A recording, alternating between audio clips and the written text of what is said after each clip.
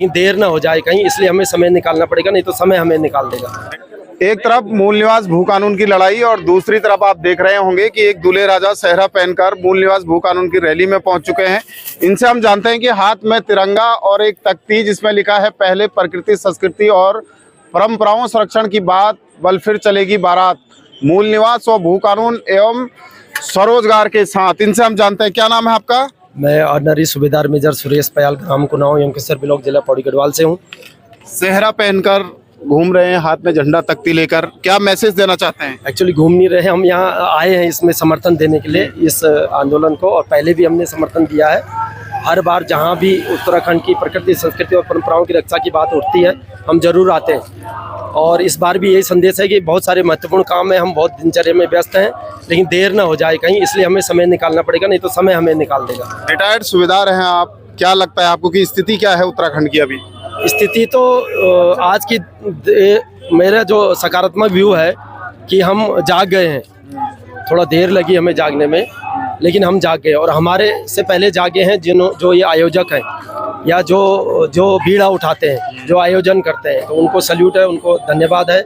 उन्होंने आह्वान किया, हम आए, और सबको आना चाहिए। अच्छा, ये आइडिया कहाँ से आया कि ऐसे आकर्षित जनता को, सरकार को किया जा सकता है, सेहरा पहन के आंदोलन में जाया जा सकता है? ये आइडिया कैसे जहन में आया आपके? आइडिया तो जी बचपन से लेके, स्कूल से लेके और फौज में भी हमने ये देखा है कि अगर हमें लीग से हटके चलना है, कोई संदेश देना है, तो हमें थोड़ा सा हटके करना पड़ेगा। अगर मैं भी एक सामान्य रूप में आता तो शायद आप मुझसे बाइट नहीं लेते। तो ये संदेश भी इसीलिए बनता है, और आप लोगों का भी बहुत बहुत धन्यवाद कि आप लोगों ने हमें कवर कर रहे हो, हमारा संदेश जो है जन जन तक पहुंचा रहे हो। आप रिटायर्ड फौजी हैं, दूसरी तरफ सरकार जिस तरीके से अग्निवीर योजना भी लॉन्च करती है, उससे क्या स्थिति है अभी पहाड़ों की? तो अग्निवीर में तो मैंने एक ऐसे भी लिखा था, और देखो सरकार का जो डिसीजन है ना, उसमें हमें सकारात्मक व्यू ही देखना पड़ेगा।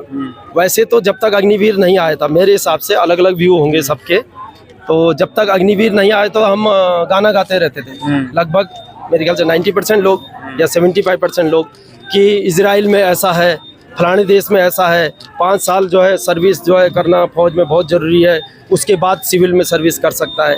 तो अगर वो हम उस समय गाना गा रहे थे तो आज विरोध क्यों?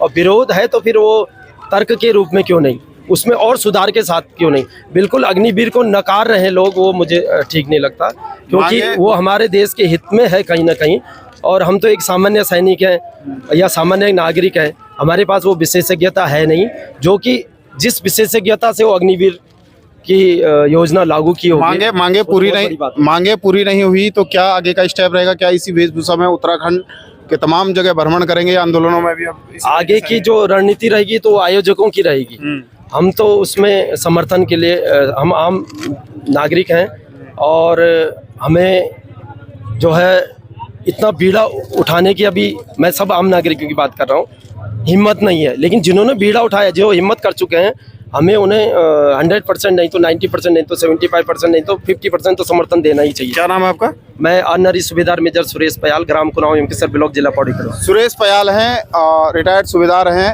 यमकेश्वर के रहने वाले हैं। उनका साफ कहना है कि जो मूल निवास और भू कानून की लड़ाई है, उसमें उनको लग रहा है कि जो उत्तराखंड की स्थिति है अभी वो ठीक नहीं है, मूल निवास भू कानून सरकारों को लागू करना चाहिए। इसलिए उनके जहन में आया कि क्यों ना वो सेहरा बांधकर और इस तरीके की वेशभूषा में आंदोलन में शामिल हो, ताकि सभी का ध्यान आकर्षित हो सकता है।